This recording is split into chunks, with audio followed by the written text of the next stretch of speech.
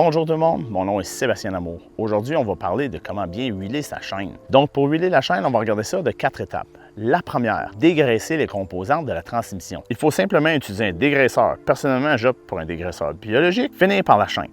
Ça permet au final de ne pas la contaminer par les autres composants. On peut utiliser un chain cleaner, mais on peut très bien faire tout à la main avec un microfibre.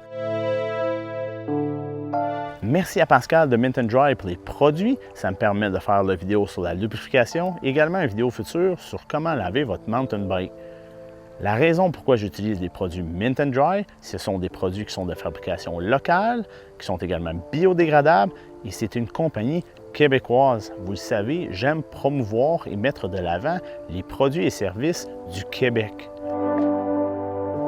La deuxième étape va être au niveau du séchage. Il faut bien sécher les composantes de la transmission avant d'y appliquer de l'huile. Dépendamment du dégraisseur qu'on utilise, la deuxième étape n'est peut-être pas nécessaire. Chez Mint & Dry, le dégraisseur laisse un fini sec, donc on n'a pas besoin de rincer et de sécher.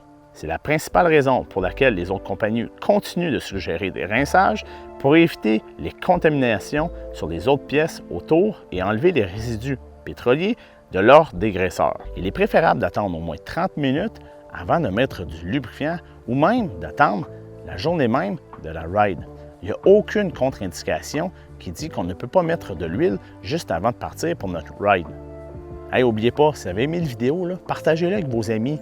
Également, ting, ting, ting, ting, ting, le like button, gênez-vous pas. Et vos commentaires sont toujours la bienvenue. Je prends le temps de les lire, de vous répondre et de partager avec vous. J'aime les interactions qu'on a, donc gênez-vous pas. Maintenant, passons à l'étape du huilage. La technique de maille par maille, en théorie, est la meilleure et la plus complète. Comme n'importe quel lubrifiant dans la vie, il faut faire attention pour ne pas trop en mettre. L'idée est d'appliquer un mince filet de lubrifiant sur la partie intérieure de la chaîne. Et notez bien, j'ai dit la partie intérieure. L'extérieur de la chaîne n'a pas besoin de lubrifiant, sauf en conditions wet. Donc, quand vous allez rider dans les conditions humides et mouillées, là, je vais vous recommander d'en mettre sur les deux côtés pour éviter d'avoir de la corrosion sur la chaîne. Il est à noter également que seulement la chaîne nécessite du lubrifiant au niveau de la transmission. La quatrième étape, c'est d'enlever l'excédent. Et excédent, il y aura si vous en mettez trop. Donc, si on suit la bonne méthode et on met un mince filet, on ne devrait même pas avoir besoin d'enlever d'excédent. La grosse question, est-ce que je mets de l'huile dry ou de l'huile wet? Et oui, de l'huile dry, ça reste humide et mouillé. Je vous le confirme. Le langage dry et wet sont associés aux conditions dans lesquelles on s'en va rider. On cherche un lubrifiant dry pour faire en sorte que la chaîne ne s'encassera pas de saleté et de poussière. Donc, quand on va rider au milieu de l'été et que ça fait longtemps qu'il n'y a pas plu et qu'on ride des sentiers qui sont secs et poussiéreux, c'est là qu'une huile de type dry est recommandée.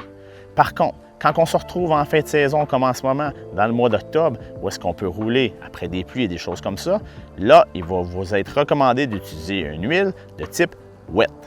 Il aura tendance à faire coller la saleté et la poussière, donc il faut l'éviter d'utiliser du wet en conditions normales parce qu'on usera nos composantes prématurément en transformant notre lubrifiant en papier sablé.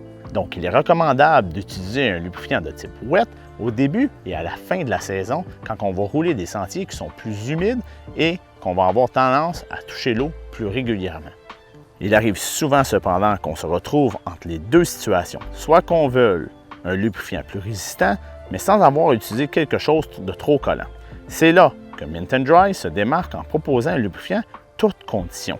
Et voilà les quelques étapes que je vous suggère pour bien lubrifier votre chaîne.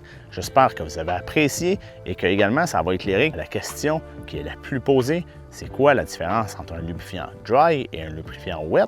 Maintenant, vous le savez, ça a le rapport totalement avec les conditions dans lesquelles vous allez rouler avec votre vélo de montagne. Je vous souhaite une bonne fin de saison. Cheers!